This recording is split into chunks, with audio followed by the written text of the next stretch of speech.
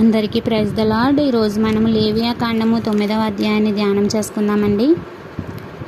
8వ దినమున మోషే అహరోనును అతని కుమారులను ఇశ్రాయేలీల పెద్దలను పిలిపించి అహరోనుతో ఇట్లా నేను నీవు పాప పరిహారార్థ బలిగా నిర్దోషమైన ఒక కోడెదూడను, దహన బలిగా నిర్దోషమైన ఒక పొట్టేలును యెహోవా సన్నిధికి తీసుకుని రమ్ము. మరియు నీవు ఇశ్రాయేలీలతో మీరు యెహోవా సన్నిధిని బలిని అర్పించినట్లు పాప పరిహారార్థ బలిగా నిర్దోషమైన మేకపిల్లను, దహన బలిగా నిర్దోషమైన ఏడాది దూడను, గొర్రె పిల్లను, సమాధాన బలిగా కోడెను, పొట్టేళ్లును, నూనె కలిపిన నైవేద్యమును తీసుకొని రండి. నేడు యెహోవా మీకు కనబడును అని చెప్పుము.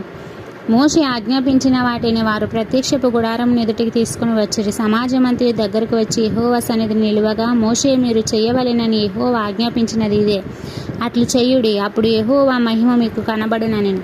మరియు మోషే అహరోనుతో ఇట్లా నేను నీవు బలిపీఠమునొద్దకు వెళ్ళి పాప పరిహారార్థ బలిని, దహన బలిని అర్పించి నీ నిమిత్తము ప్రజల నిమిత్తమును ప్రాయశ్చిత్తం చేసి ప్రజల కొరకు అర్పణ చేసి యెహోవా ఆజ్ఞాపించినట్లు వారి నిమిత్తము ప్రాయశ్చిత్తము చేయుము.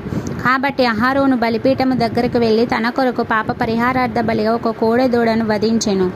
అహరోను కుమారులు దాని రక్తమును అతని యొద్దకు తేగా అతడు ఆ రక్తంలో తన విరేలు ముంచి బలిపీఠము కొమ్ముల మీద దాని చెమిరి బలిపీఠం అడుగున ఆ రక్తమును పోసెను. దాని కొవ్వును, మూత్రగ్రంథులను, కలేజము మీది వపను బలిపీఠం మీద దహించెను. అట్లు యెహోవా మోషేకు ఆజ్ఞాపించెను. దాని మాంసమును, చర్మమును పాలెము వెలుపల అగ్నితో కాల్చివేసెను.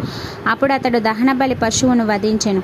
అహరోను కుమారులు అతనికి దాన్ని రక్తము నర్పింపగా అతడు బలిపీఠం చుట్టూ దాన్ని ప్రోక్షించెను. మరియు వారు దహన బలి పశువు యొక్క తలను, అవయవములను అతనికి అప్పగింపగా అతడు బలిపీఠం మీద వాటిని దహించెను. అతడు దాని అంత్రములను, కాళ్లను కడిగి బలిపీఠం మీదనున్న దహన బలి ద్రవ్యము పైన దహించెను.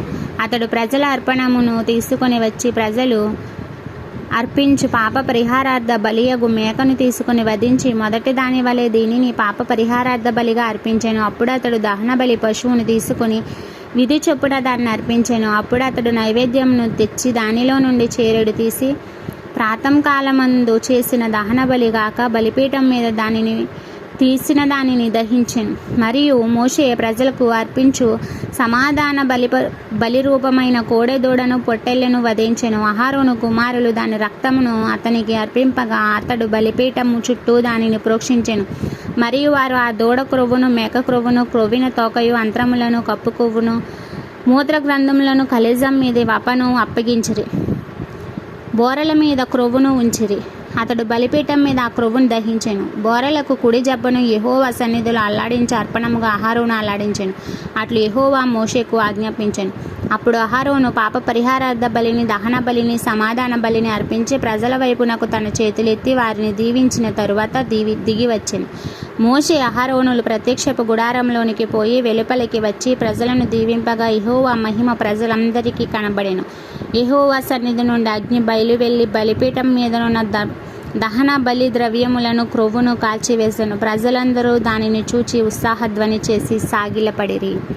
ఇంతటితో ఈ పరిశుద్ధ వాక్యము మనలను దీవించి ఆశీర్వదించునుగాక. ఆమేన్.